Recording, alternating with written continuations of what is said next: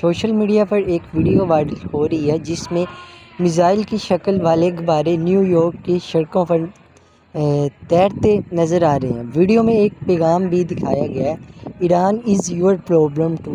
کیا یہ منظر یعنی کہ حقیقت ہے یا ڈیجیٹل تحقیق ہے؟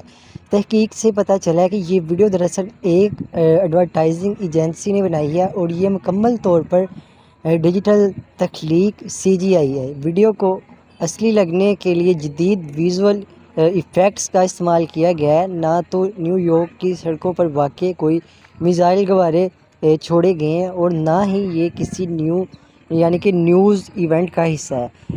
تو دوستو لہٰذا یہ ویڈیو جو ہے یہ جعلی ہے، صرف توجہ حاصل کرنے کے لیے بنائی گئی ہے۔